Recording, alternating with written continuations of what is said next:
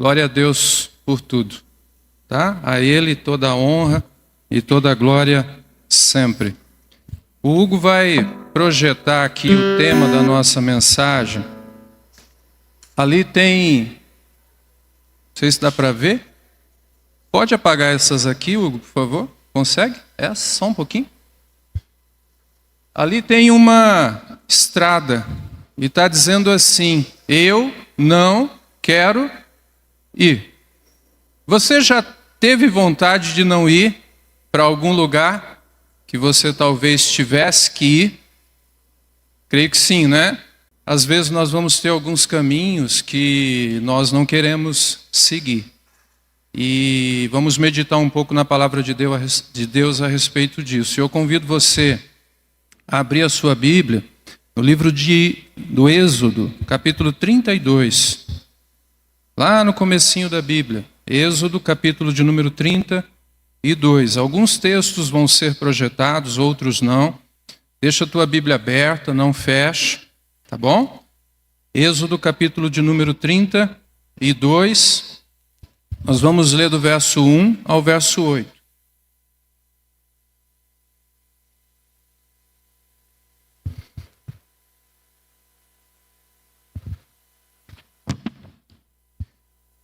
Diz assim a palavra do Senhor: o povo, ao ver que Moisés demorava a descer do monte, juntou-se ao redor de Arão e lhe disse: venha, faça para nós deuses que nos conduzam, pois a esse Moisés, o homem que nos tirou do Egito, não sabemos o que lhe aconteceu. Verso 2. Respondeu-lhes Arão: tirem os brincos de ouro de suas mulheres, de seus filhos e de suas filhas, e tragam-nos a mim. Todos tiraram os seus brincos de ouro e os levaram a Arão. Verso 4. Ele os recebeu e os fundiu, transformando tudo num ídolo, que modelou com uma ferramenta própria, dando-lhe a forma de um bezerro. Então disseram: eis aí os seus deuses, ó Israel, que tiraram vocês do Egito. Verso 5. Vendo isso, Arão edificou um altar diante do bezerro e anunciou: amanhã haverá uma festa dedicada ao Senhor. Na manhã seguinte, ofereceram holocaustos e sacrifícios de comunhão. O povo se assentou para comer e beber e levantou-se para se entregar à farra. Verso 7. Então o Senhor disse a Moisés: desça, porque o seu povo, que você tirou do Egito, corrompeu-se. Muito depressa se desviaram daquilo que lhes ordenei e fizeram um ídolo em forma de bezerro. Curvaram-se diante dele, ofereceram-lhe sacrifícios e disseram: eis aí, ó Israel, os seus deuses que tiraram vocês do Egito. Vamos para o capítulo 33, verso 1 a 4.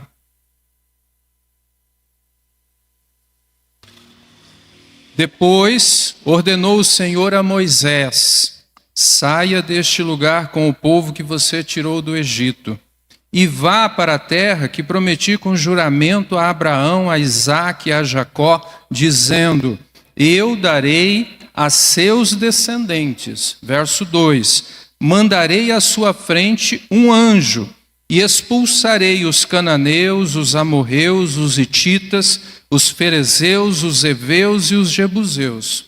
Vão para a terra onde há leite e mel com fartura, mas eu não irei com vocês, pois vocês são um povo obstinado, e eu poderia destruí-los no caminho.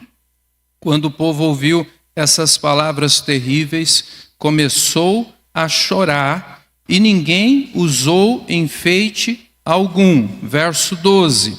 Disse Moisés ao Senhor: tu me ordenastes, conduza este povo, mas não permites saber quem irás comigo. Disseste: eu o conheço pelo nome, e de você tenho me agradado.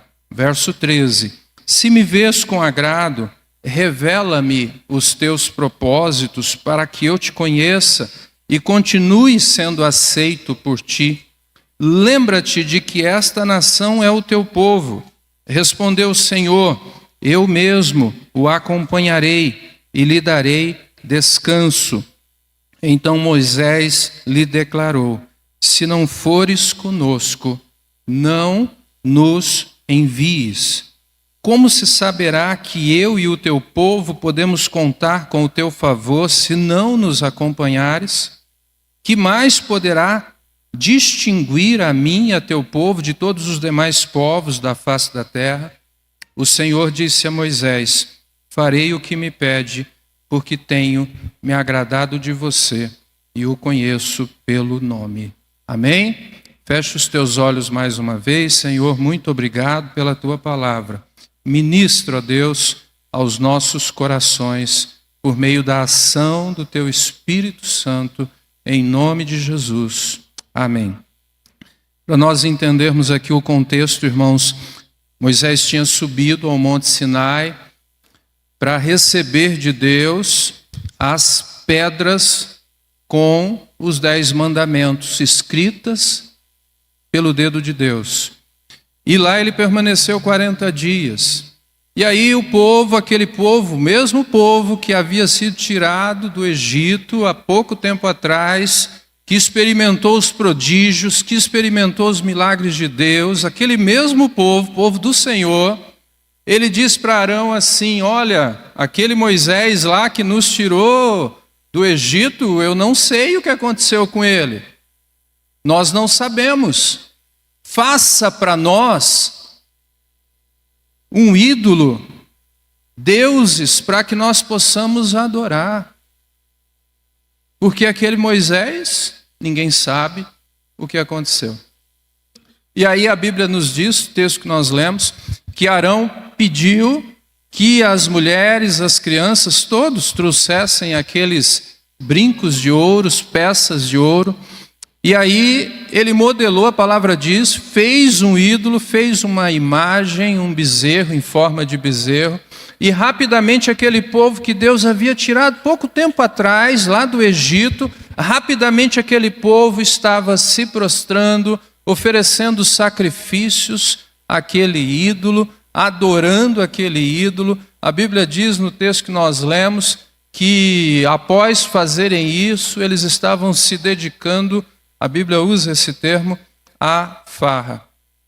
E aí Deus observa tudo aquilo e diz algo para Moisés: eu prometi que daria aos descendentes de Abraão, Isaque e Jacó a terra prometida, mas eu não irei com vocês.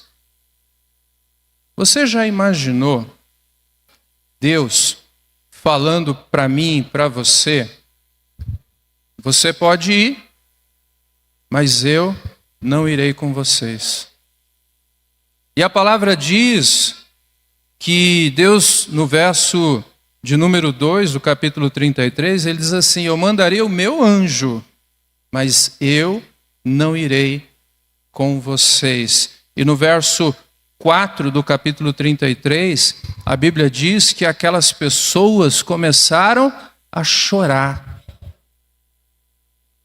Chorar desesperadamente, porque Deus havia, diante da desobediência, diante daquele pecado tão rápido, porque eles tinham saído há pouco tempo do Egito, Deus disse claramente a eles: eu vou cumprir, porque eu sou fiel, tudo aquilo que eu prometi a Abraão, Isaque e Jacó, mas eu não vou com vocês. E aqui nós precisamos pensar um pouco acerca destas passagens. Primeiro, cuidado com os ídolos. Às vezes, irmãos, nós pensamos que um ídolo é apenas uma imagem que eu fico, às vezes, me prostrando, reverenciando. E o ídolo não é só isso, não. É também, mas não é só isso. Tudo aquilo que tira de Deus a primazia na nossa vida se torna, muitas vezes, um ídolo no nosso viver. Ídolos que muitas vezes nós vamos permitindo que sejam erguidos de maneira muito lenta, sem nem perceber às vezes. Porém, tudo, absolutamente tudo que tira Deus do primeiro lugar da minha vida é um ídolo que às vezes eu permito que seja erguido. E às vezes eu estou me prostrando diante dele, como aquele povo fez. O coração do homem, ele é uma fábrica perene de ídolos. O nosso coração é uma fábrica perene de ídolos, e isso vem lá do pecado original que Adão cometeu. E se nós não tivermos cuidado, as nossas atitudes, as nossas ambições, as nossas manias, as pessoas com as quais nós temos dentro da nossa família, os nossos bens, os nossos projetos, eles vão devagarzinho se tornando ídolos na nossa vida. E eles começam a tirar o primeiro lugar que deve ser só do Senhor Jesus. E nós precisamos ficar atentos com isso aí. Ídolos que muitas vezes nos afastam do culto e da adoração sinceros e verdadeiros ao Senhor. A Bíblia diz em João capítulo 4, verso 23, que Deus procura adoradores que o adorem em espírito e em verdade. Deus procura, Ele está procurando que sejamos encontrados pelo nosso Deus, em nome do Senhor Jesus, como adoradores que o adorem de todo o coração, com todo o nosso ser, com toda a nossa sinceridade e humildade, em espírito e em verdade. O pecado, quando ele não é confessado, ele afasta a presença manifesta de Deus das nossas vidas. Isso a gente precisa observar, a palavra nos ensina isso. O povo de Israel, naquele contexto, ele perdeu a presença manifesta de Deus por causa da desobediência, por conta do pecado. O pecado, quando ele não é confessado, ele vai nos distanciar do Senhor. Ele vai criando uma barreira entre nós e o nosso Deus. Isaías 59, verso 2. Isaías, capítulo de número 59, versículo de número 2, ele diz assim: mas as suas maldades separam vocês do seu Deus. Os seus pecados esconderam de vocês o rosto dele, e por isso ele não os ouvirá. Isso é o pecado não confessado. Nós estamos sujeitos a pecar, e quando o pecado não é confessado, aí muitas vezes o que acontece? Nós vamos ficando distantes da presença manifesta do nosso Deus. E a presença manifesta de Deus na nossa vida é diferente de onipresença. Onipresença é Deus em toda parte, em todo lugar. Mas nem sempre Deus vai estar em toda parte com sua presença manifesta, visível. O mundo, ele precisa ver em nós, que somos a igreja, o corpo de Cristo, a presença manifesta, clara do Deus vivo. Você já chegou em algum lugar e as pessoas ficaram te olhando e falaram assim: você congrega em alguma igreja? Já te fizeram essa pergunta? Já? Glória a Deus. Se não tivesse feito, nós teríamos que ficar preocupados. Glória a Deus por isso. Isso é a presença manifesta de Deus na nossa vida. Aonde eu chego, as pessoas percebem que eu pertenço a um Deus vivo, um Deus que se entregou por mim e por você. Moisés, a Bíblia diz, no capítulo 34, 29, volta lá em Êxodo e acompanha, por favor. Capítulo 34, versículo 29. Olha o que a palavra diz, ó. Ao descer do monte Sinai com as 2 tábuas da aliança nas mãos, Moisés não sabia que o seu rosto resplandecia por ter conversado com Deus. Isso é a presença manifesta de Deus na vida de Moisés. Ele não sabia, mas o rosto dele brilhava. Nós não temos luz própria, mas a Bíblia diz em Filipenses que nós precisamos resplandecer como luzeiros, como estrelas no universo, refletindo a luz de Jesus. Isso é a presença manifesta do Deus vivo. Assim como Moisés, o seu rosto brilhava, a Bíblia diz lá no livro de 1 Samuel, capítulo 16, 14, que o Espírito de Deus se retirou de Saul. Por causa do pecado, por causa da desobediência. O pecado, ele enche o nosso ser de tristeza. Por quê? Porque nós entristecemos o Espírito Santo de Deus. Efésios capítulo 4, verso 30 vai falar sobre isso. Não entristeça o Espírito Santo de Deus. A presença de Jesus nas nossas vidas, por outro lado, ela nos enche de alegria. E é uma alegria que não tem como explicar. É porque Ele é o Senhor e Salvador da minha vida, é porque o Espírito Santo de Deus habita em mim, que sou templo do Espírito. E essa alegria, ela contagia aonde eu chego, aonde o povo de Deus chega. A presença manifesta do Senhor, ela é visualizada. 1 João capítulo 1, verso 9, vai ser projetado. Olha o que diz.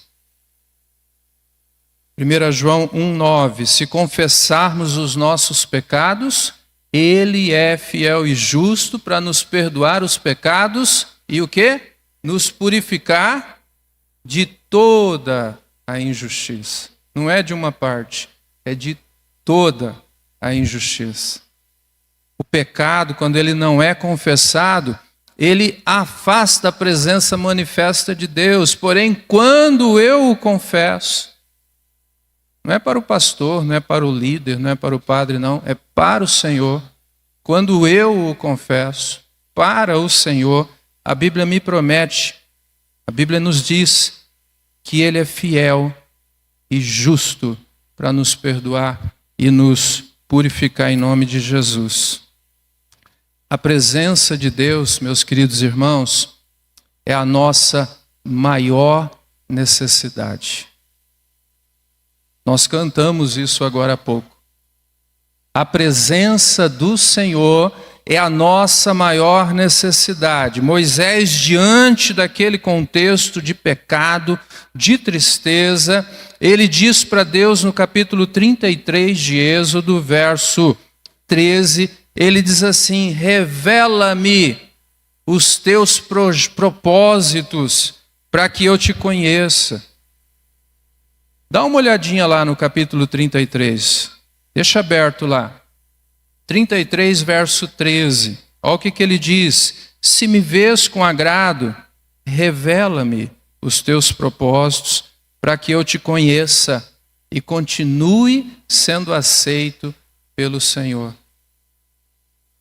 Revela-me os teus propósitos para que eu te conheça cada vez mais e continue sendo aceito pelo Senhor.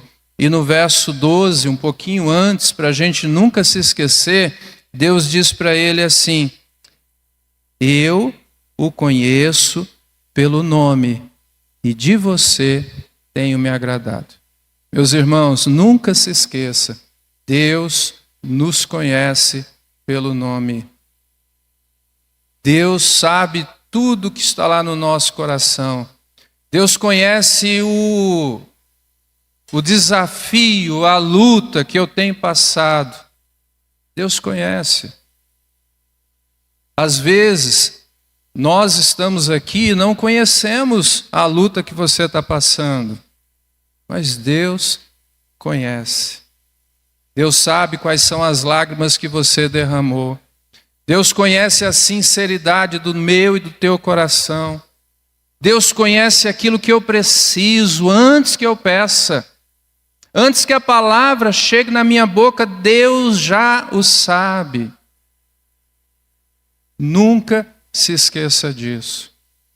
Por mais difícil, por mais complicada que seja a caminhada que você tem passado, eu não sei como que você entrou aqui hoje, mas por mais difícil que seja, saiba, ainda que as pessoas se esqueçam quem você é, ainda que as pessoas se esqueçam por um determinado tempo dos problemas, adversidades, lutas, recomeços que você precisa iniciar, Deus nos conhece pelo nome e mais que isso, Ele nos ama.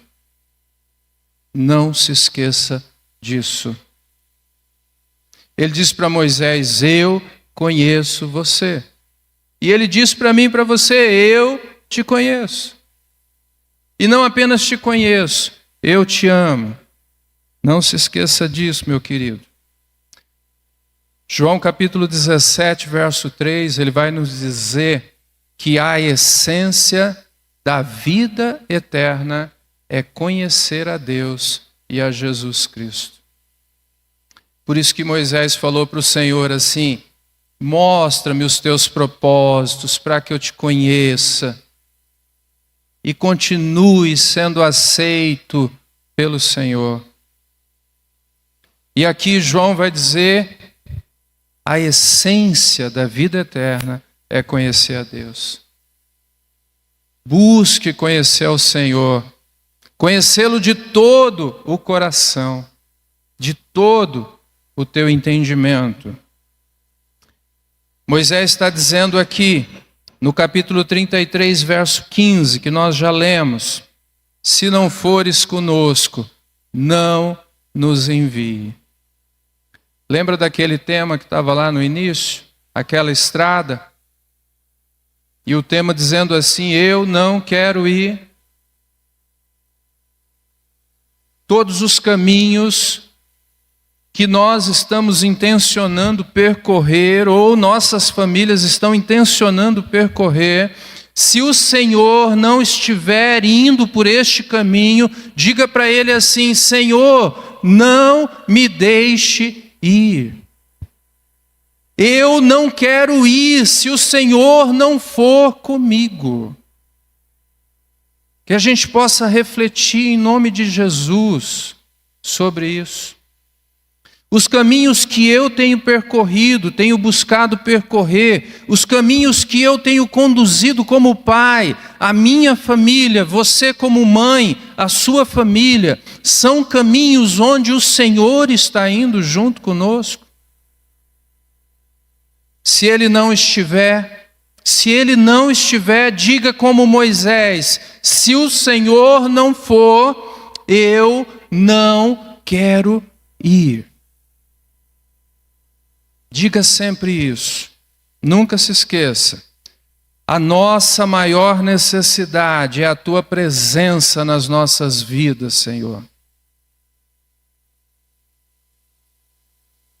A nossa maior necessidade é a Tua presença na nossa vida. O Senhor tem sido a tua maior necessidade, o teu maior tesouro. Os teus projetos você tem colocado diante do Senhor. O Senhor está indo junto com você nesses projetos que você tem estabelecido como meta. O Senhor vai estar junto contigo, comigo, por essas estradas que nós temos caminhado, a nossa maior necessidade é ter a Tua presença manifesta, Senhor, nas nossas vidas.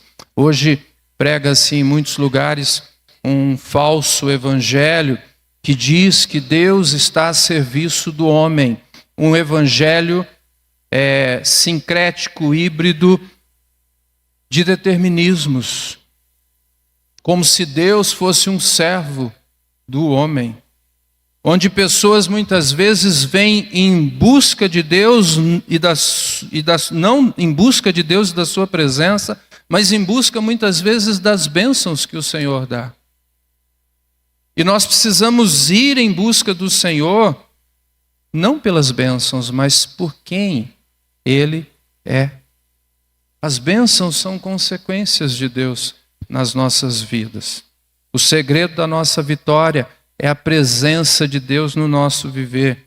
Sem a presença do Senhor, nossas vidas serão vazias. Só a presença do Senhor Jesus pode nos satisfazer plenamente. A gente às vezes busca satisfação em outras coisas. E aí, quando você consegue, você vê que aquilo não preencheu o vazio do coração. Porque a nossa maior necessidade precisa ser o Senhor. Eu já estou concluindo. Só a presença de Deus no nosso meio pode impactar o mundo. Só a presença manifesta de Deus na vida da igreja é que pode impactar o mundo. A terra prometida, meus irmãos, sem a presença de Deus, não serve para nada. Moisés disse isso ao Senhor. Eles tinham um destino, a terra prometida, Deus havia prometido, e Ele haveria de conceder. E aí Moisés disse para ele assim: se o Senhor não for conosco, eu não quero ir, não nos deixe ir. E aqui ele está dizendo para nós assim: a terra prometida sem a presença do Senhor não vale de absolutamente nada. A nossa terra prometida sem Jesus vai ser o mesmo que viver em um deserto. A terra prometida sem Jesus é maldição, não é bênção. É preciso sempre dizer: se o Senhor não for comigo, eu não quero ir. Se o Senhor não for, não me deixe sair daqui. E para nós encerrarmos, eu quero que você abra a sua Bíblia no livro de Salmos, capítulo 62, versículos 5 a 8. Que o nosso coração, a nossa boca, declarem sempre isso que está escrito aqui no Salmo de número 62. Salmo de Davi. Verso 5, capítulo 62. Acharam? Diz assim: descanse somente em Deus, ó minha alma. Descansa só nele. Dele vem a minha esperança. Somente Ele é a rocha que me salva. Ele é a minha torre alta. Não serei abalado. A minha salvação e a minha honra de Deus dependem. Não dependem dos homens, não, irmãos. De Deus dependem. A gente às vezes espera nas pessoas, nos homens, mas a Bíblia diz: é em Deus que eu preciso esperar. Verso 7, parte final. Ele é a minha rocha firme, o meu refúgio. Confie nele em todos os momentos, ó povo. Derrame diante dele o coração, pois ele é o nosso refúgio. Amém? Somente em Deus descanso a minha alma. Somente Ele é a minha rocha, rocha que me salva, torre alta, torre segura, meu refúgio. Nele precisa estar a minha confiança sempre, por mais difícil que a jornada seja. Se Ele for comigo, é tudo que eu preciso. Eu convido você a fechar teus olhos agora e faça essa pergunta que nós já fizemos aqui algumas vezes, que Moisés fez nesse texto. Se o Senhor não for comigo, eu não quero ir. Peça para Deus sondar o nosso coração. E se os caminhos que eu tenho seguido e percorrido não são caminhos onde o Senhor está indo comigo, diga para Ele assim: Senhor, eu não quero ir. Eu só quero ir se o Senhor for comigo.